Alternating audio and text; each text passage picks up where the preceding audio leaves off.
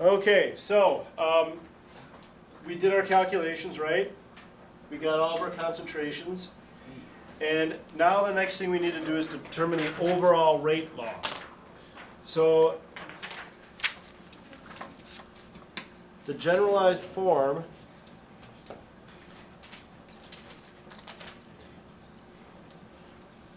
and we've got three things here. The iodide, the bromate, and the acid. So we have to determine what K, M, N, and P are. We figured out the rate, calculated the rate, and now we've got to solve for the other ones. And we did one example problem of how you do this using the initial rate method. So what we need to do is, let's just start with iodide first. We got to pick two experiments that the concentrations for these will cancel out. So I'm looking at really experiment 1 and experiment 2. These concentrations are constant. So basically you keep these constant, change this, see how it affects the rate. Okay? So I'm going to do experiment 2 over experiment 1.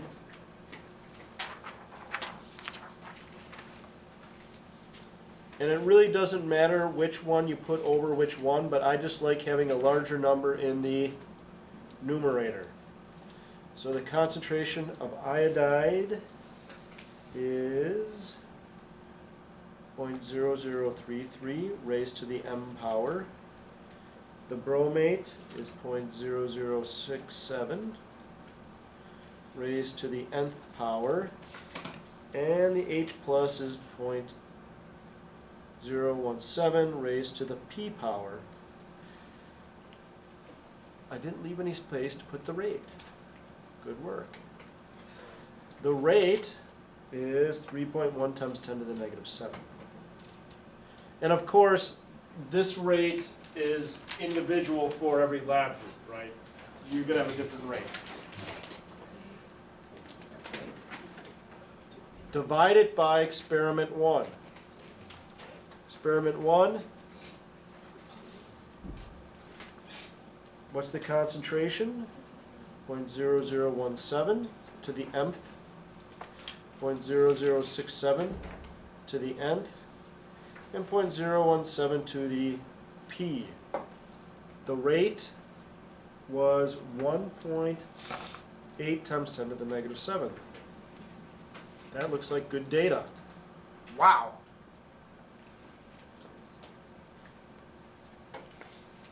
Good work, Igor and Filippo. So this cancels, right? So boom, boom, boom. What's 3.1 to the negative 7th divided by 1.8? Approximately 2, right?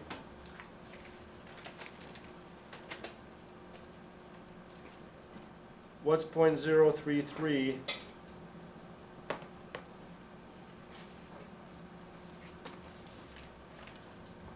Again, mathematically, that's legal.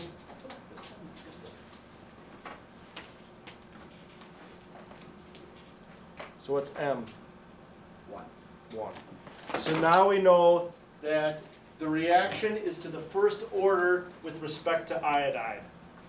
So now we can replace M with 1. Now we need to figure out the bromate. We do the same thing. Any questions? Malverzada? Gosha? Any questions? Yep, Gabe. Where did the 2 come from? The 2? What's this divided by this? Approximately 2. Ours is like 4, so that didn't go right. you got to use your own data. So if this number is 3 or 4, you just got to go with it. Yeah. If the number is 1, if the number was 1, so then what would that be? M would be 0, right? If it was 3, what would M be? It's allowed to be a negative number. What? Is M allowed to be a negative number? It is allowed to be a negative number. Okay. However, it doesn't really happen. There's nothing that prohibits it. I would say if you got a negative number, then I would pick 2 other different reactions. Let's see.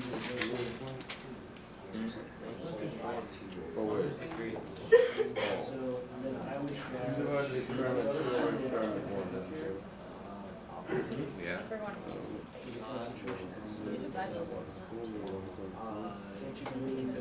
Two and three. It's 4.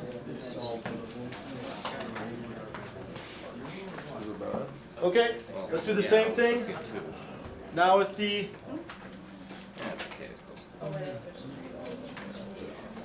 let's do it for the bromate. I mean, our M's. So where are those concentrations the same? Experiment 1 and experiment 4. We could try that one. Or experiment 1 and experiment 5.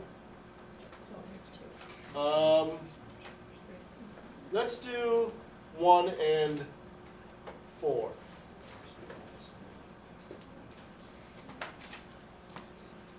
Or no, let's do 1 and 5. Yeah, what?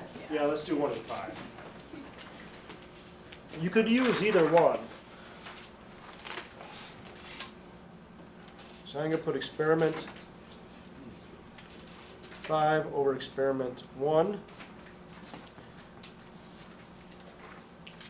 Concentration for iodine.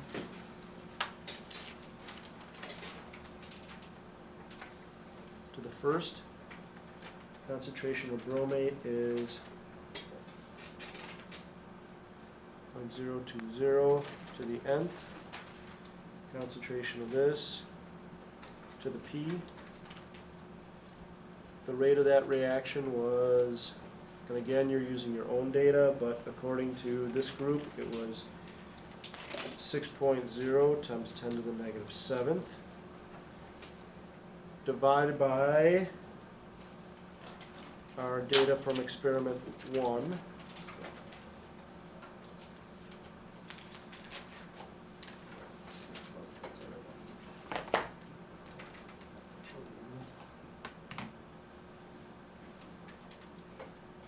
And the rate was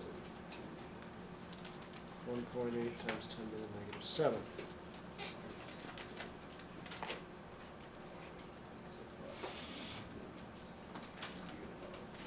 So just like the last one, K's cancel, that cancels, that cancels. What's 6 divided by 1.8? Approximately 3. And what's that divided by that? 3. Oh, this is beautiful.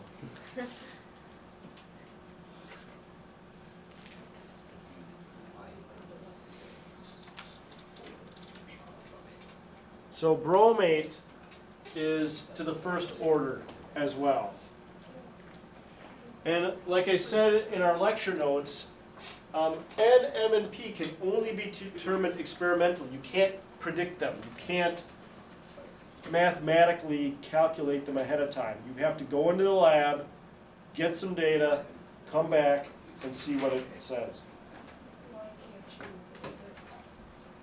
Because you have to study how the actual individual reaction occurs. And so the second half of the chapter talks about reaction mechanisms. And that's actually how reactions occur. We've oversimplified, like when we do a double displacement reaction, we say, oh, this reacts with this, and they switch. It's actually not that simple. There might be like 5 or 6 different steps before the reaction actually happens. All right, so there's N. Now we just have to do it for the acid.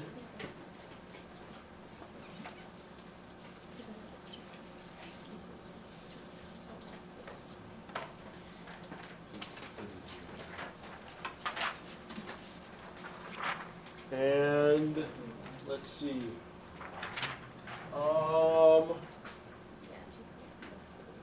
We could do experiment 6 and 7.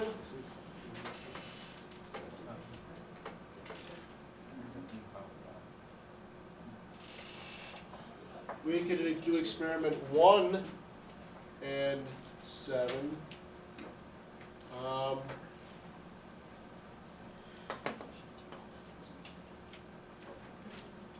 I don't think it's really going to matter. I'm just going to pick experiment 6 and 7. In fact, you really could pick pretty much any 2 reactions now because we know N and M. But I'm going to do experiment 7 over experiment 6.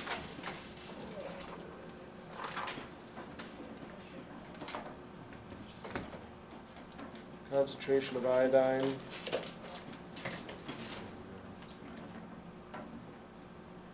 Concentration of bromate.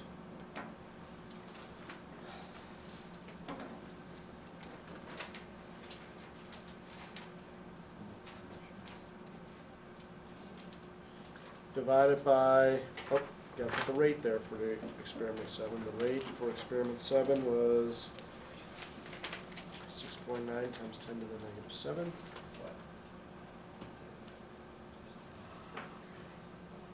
Experiment 6.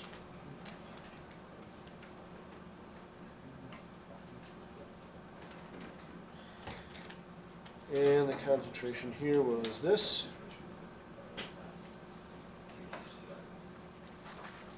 And the rate was 3.4 times 10 to the -7.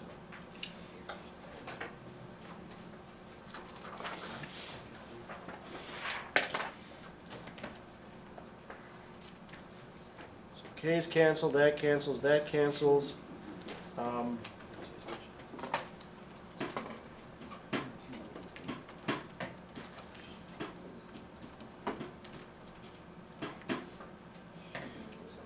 This divided by this is 2.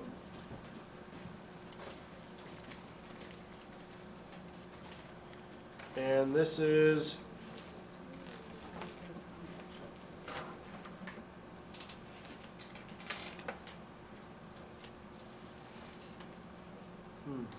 those concentrations right. Who had experiment 6 and 7? There was no backup for 6, was there? Check on 6. 6 and 7 for, 6 and 7 oh, 5 and 1. I think I'm gonna do 5 and 6. 5 and 1.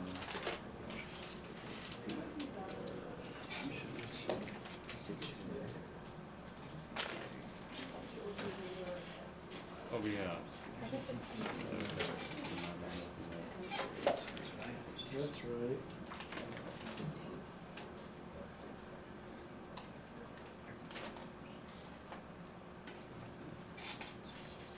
So you did that for, Yeah, 2.5, 2.6.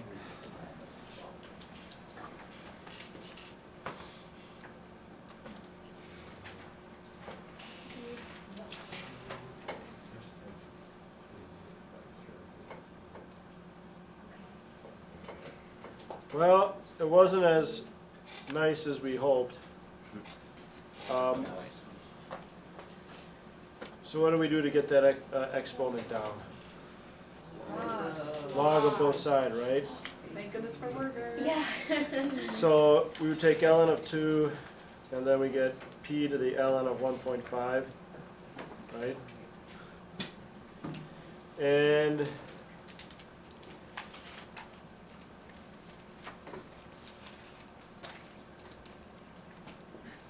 I get P to be 1.7. Now, they can be any real number. However, they're usually 0, 1, or 2. Considering this is fairly close to 2, wait, did I do that right?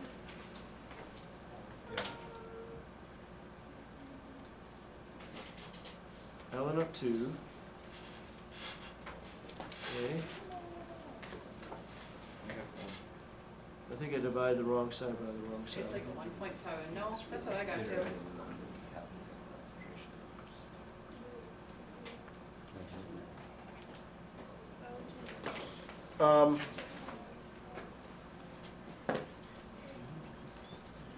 I would then round this to 2 and say that P is to the second order